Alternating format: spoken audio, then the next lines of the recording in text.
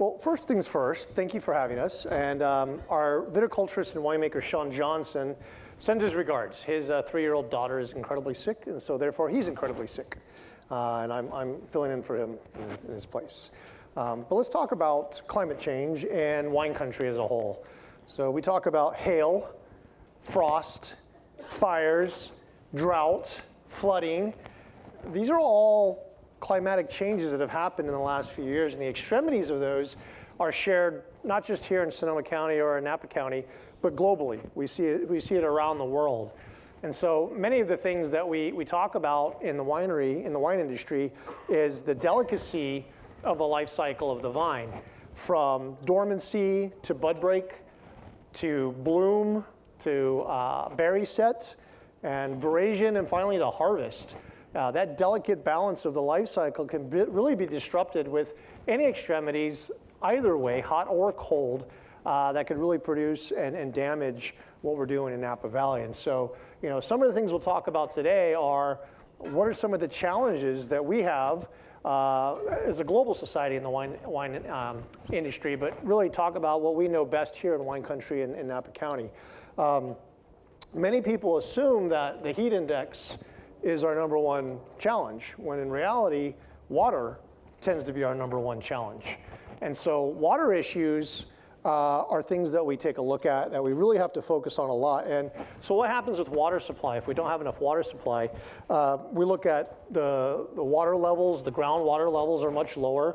Here in California, we rely on snowpack from the Sierras to produce water for the rivers and the reservoirs and our own groundwater. And so without the water, and Northern California, we don't get a lot of rain as it is, that becomes an issue. Irrigation for the lack of water becomes an issue, and we have to irrigate prior to heat spikes to allow that mother plant to survive in that duration. It's like putting your child into a basketball game without properly hydrating, and it says, "Dad, I'm tired, I'm thirsty." That's because you didn't hydrate. Once you try to hydrate, it's too late. They've already exhausted themselves. The cost increase of irrigation is one of the factors that we always calculate into what we're having right now. And then certainly anything that the state or counties impose on us with water restrictions or timing of water restrictions, those are challenges that we have to overcome as well. Number two issue with us, or our industry, is the heat.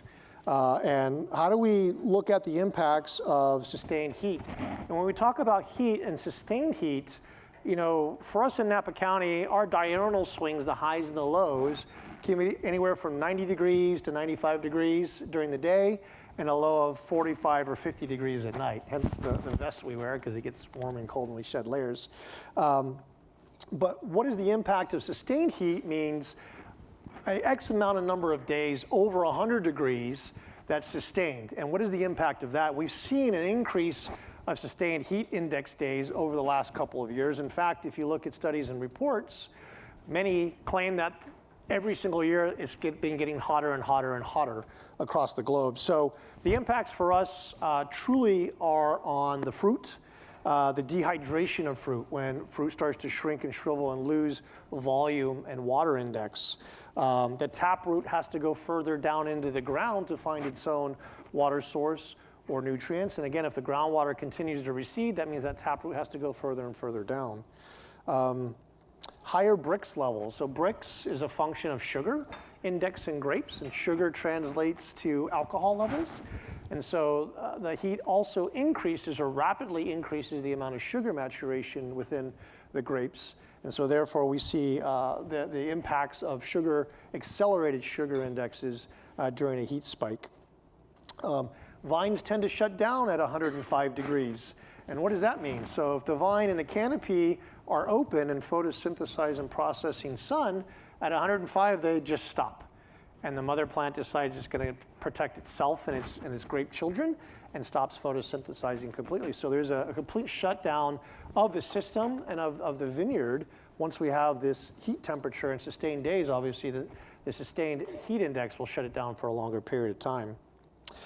Certainly we've all seen the impacts of just having dry weather, dry brush, dry trees, dry kindling as a whole, which is fuel for what we've seen the last few years, extreme and tremendous California wildfires. And so that's a huge impact and function of extreme heat and sustained heat days that we see here in California. And the last part of that also with heat is power outages. We certainly see power outages as a result of the reaction from electric companies shutting down the grid, knowing that there's going to be high heat index days or high wind days that could potentially create a spark or create some type of medium to produce these fires, and certainly everybody wants to stop and mitigate that. Other issues we've seen with heat or challenges we've seen is labor.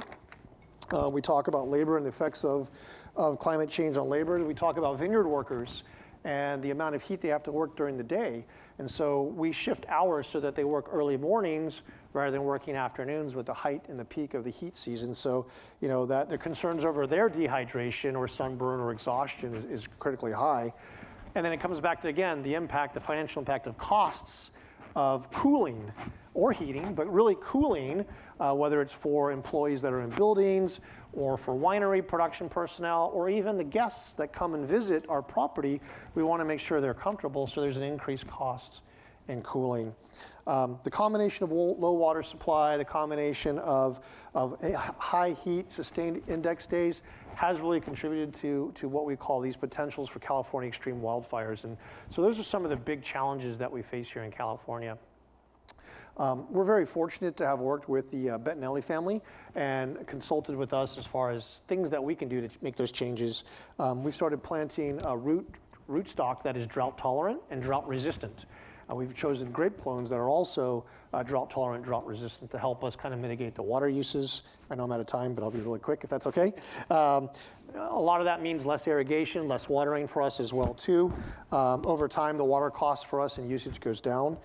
Combating heat, we have better assessments of row orientation, canopy management, things we can do to help mitigate the loss and dehydration of grapes, and certainly clearing up brush and tree and debris by use of animal husbandry. We use sheep and goats that can actually go through and minimize the impact of machinery going through vineyards as well too. So those are really the challenges we face. There are many, many things that we do as an industry to mitigate those. Those are a few examples. I've run out of time, but I do want to thank you for allowing me to come up and speak about some of the challenges we have in the wine country. Right. No, and thank you, Charlie. We'll be working with Amulet Estates on producing some content to really highlight, you know, the impacts of climate change on the industry. So thank you again for joining us. Appreciate it. Thank you. Have a chance to sample some of the wines after dinner tonight in Big 3. So thanks again.